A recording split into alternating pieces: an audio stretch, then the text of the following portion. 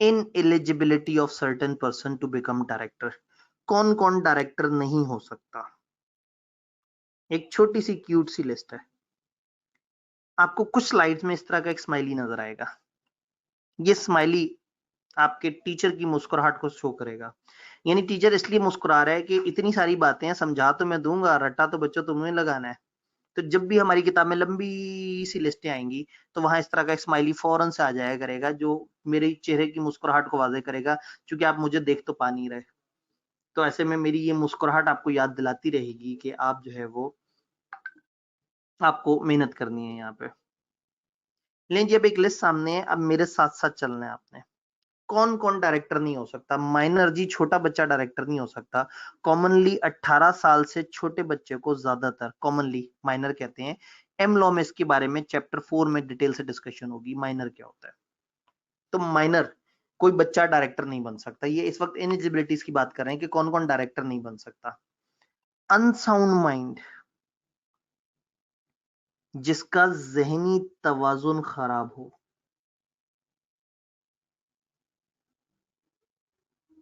पागल आदमी हो, वो डायरेक्टर नहीं बन सकता। ठीक हो गया? मेरे साथ साथ चलना है, मैं पॉइंट बाय पॉइंट आपको चलाऊंगा। मैंने ये पॉइंट आपको बता दिया, ये पॉइंट आपको बता दिया। देन हैज बीन कन्विक्टेड, मेरे साथ साथ चलना है। Has been convicted by court of law for an offence involving immoral behaviour. अगर एक डायरेक्टर को मुजरिम डिक्लेयर कर दिया हो किसी ने, क्योंकि उसने कोई इखलाकी गिरावट पे मुबनी फेल सरंजाम दिया हो। ओए होए होए, मतलब इससे ज्यादा उर्दू क्या बोली जा सकती है? कहने का मतलब है कि अगर एक डायरेक्टर को किसी अदालत ने किसी गैर इखलाकी हरकत पर मुजरिम, मुलजिम नहीं कह रहा, मुलजिम नहीं कह रहा, मुलजिम वो होता है जिसपे इल्जाम लगा होता है, मुजरिम वो होता है जिसपे फर्द जुर्म आयद हो गई होती है। तो अगर एक शख्स को अदालत ने एक गैर इखलाकी फेल की वजह से, गैर इखलाकी हरकत की वजह से कह दिया कि ये मुजरिम है, तो वो शख्स ता हयात किसी कंपनी का डायरेक्टर नहीं बन सकेगा।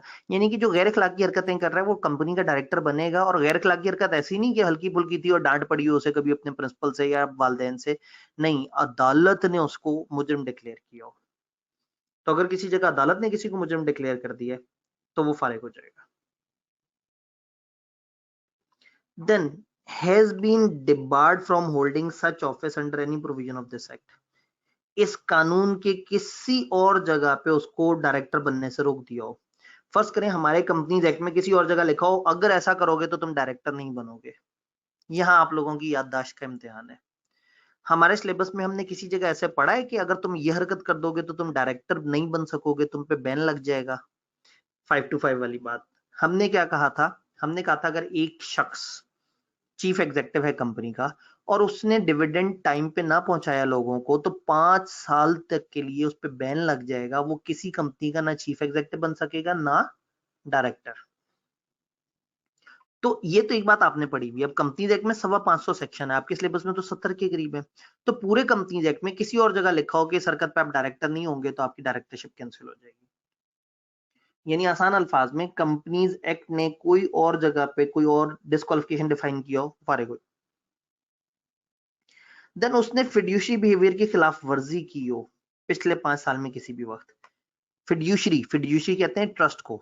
वो जो उसके साथ ट्रस्ट का रिलेशन है ना, उसने अगर किसी जगह मेंबर्स का एतमाद तोड़ा हो, किसी जगह उसने कोई ऐसी हरकत की हो जो उसको नहीं करनी चाहिए थी, इसके बारे में कल के लेक्चर में आप पढ़ रहे होंगे फिड्यूशरी बिहेवियर से क्या मुराद है। लॉ को गुस्सा आया, इसहाक डार भाई जाते जाते एक शर्त डाल गए, डज नॉट होल्ड एनटीएन, अगर उसके पास नेशनल टैक्स नंबर ना हो।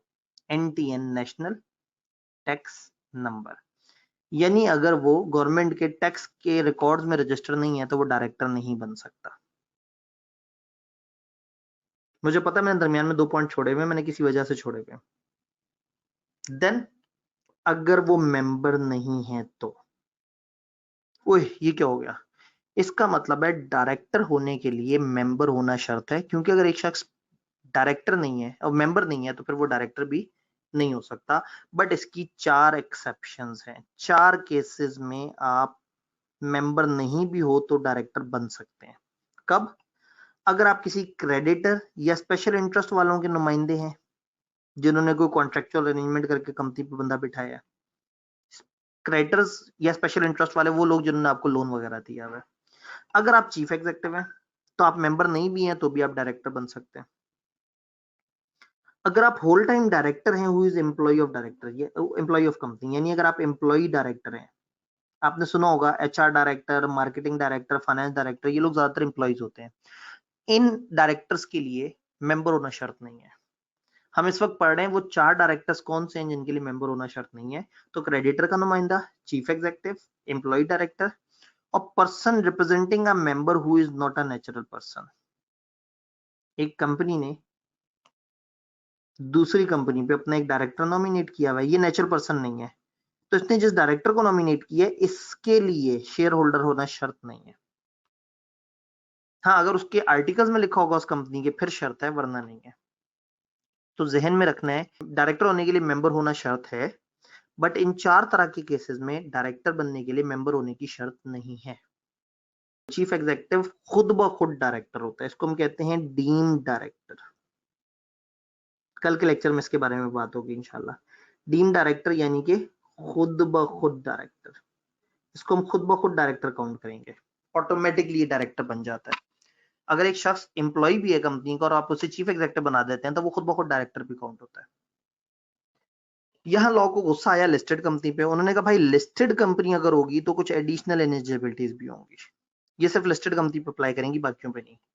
अगर उसको अदालत ने डिफॉल्टर डिक्लेयर कर दिया इन रीपेमेंट ऑफ लोन, फर्ज करें एक शख्स ने किसी फाइनेंशियल इंस्टीट्यूशन, बैंक शैंक वगैरह से लोन लिया और उनकी किस्तें टाइम पे नहीं दे सका और गवर्नमेंट ने या कोर्ट ने उसको कह दिया ये तो डिफॉल्टर है, तो फिर वो शख्स कभी भी किसी लिस्टेड कंपनी का डायरेक्टर नहीं बन सकेगा। यानी कि अगर आप डिफॉल्टर हैं लोन की पेमेंट के तो फिर आप कंपनी के डायरेक्टर नहीं बन सकते। अगर आप डिफॉल्टर हैं तो फिर आप डायरेक्टर नहीं बन सकते। इसी तरह से लिस्टेड कंपनी में अगर आप ब्रोकरेज के बिजनेस में, ब्रोकरेज का कौन सा बिजनेस होता है, वो जो स्टॉक एक्सचेंज के एजेंट होते हैं।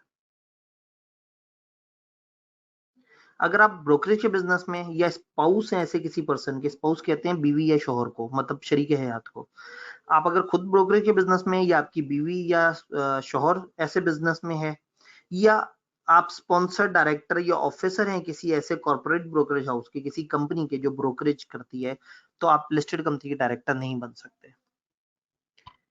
यानी कि लिस्टेड कंपनी का डायरेक्टर बनने के लिए जो शर्त है वो ये है कि आपने ना किसी बैंक के साथ गबन किया हो और ना ही आपका दूर दूर तक स्टॉक एक्सचेंज से कोई ताल्लुक हो, क्योंकि स्टॉक एक्सचेंज वाल का बड़ा इंपॉर्टेंट रोल है लिस्टेड कंपनी में।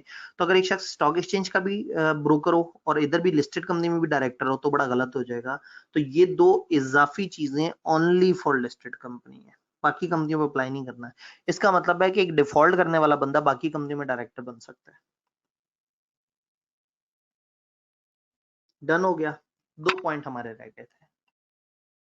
इन 2 पॉइंट्स के लिए मुझे, अब हम बात करते हैं इंसॉल्वेंट की, और इंसॉल्वेंट के बाद में आप लोगों से मजे मजे की बातें करता हूं। इंसॉल्वेंट लॉ ने ना एक लास्ट रिजॉर्ट बताया है,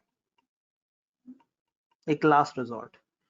अगर कभी एक इंसान के साथ बहुत बुरा हो रहा हो, फॉर एग्जांपल एक इंसान के एसेट्स हैं 5 लाख के टोटल असासे, और बिजनेस के उसके एसेट्स हैं 2 लाख के, ये उसके पर्सनल थे। वो एक बिजनेस में इन्वॉल्व था और बिजनेस में इन्वॉल्व होके एक जगह किसी कॉन्ट्रैक्ट में उस बेचारे से लॉस हो गया 20 लाख का। फर्ज करें 4 से 5 लोग थे जिनके साथ वो डील कर रहा था, लॉस हो गया।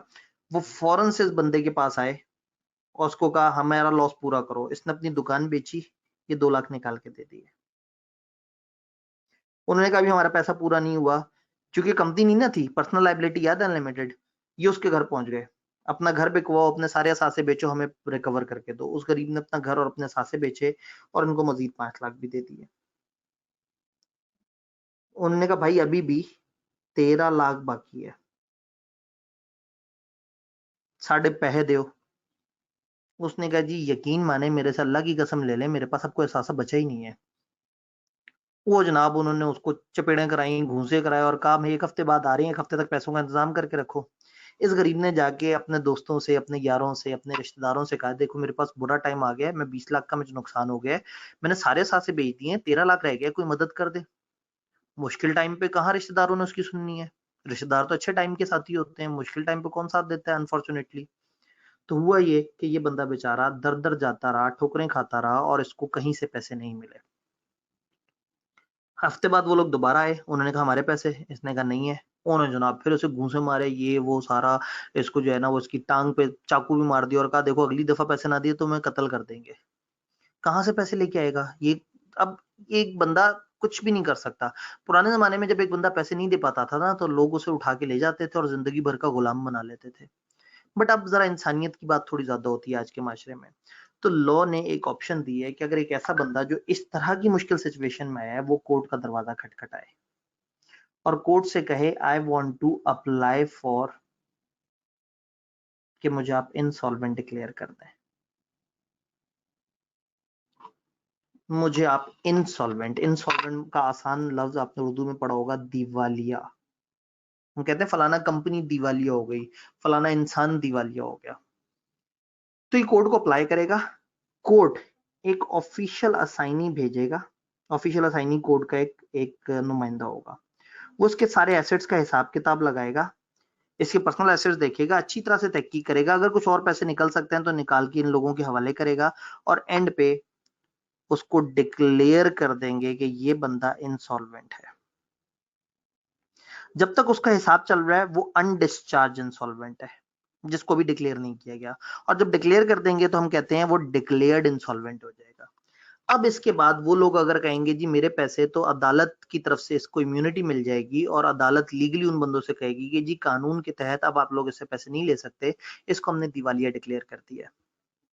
वो शख्स जिंदगी में कब वापस आएगा, दोबारा कैसे हंसी खुशी जिंदगी गुजारेगा, ये हमें नहीं पता, हमारे सिलेबस में नहीं है। हमारे सिलेबस में सिर्फ 2 लाइनें थी जिसको एक्सप्लेन करने के लिए मैंने आपको एक पूरा प्रोसेस बताया कि दिवालिया का क्या प्रोसेस होता है। तो लॉ ने एक इंसान की इंसानियत बचाने के लिए, क्योंकि इसके बाद ये बंदा किसी को कुछ नहीं दे सकता सिवाय अपनी जिंदगी के,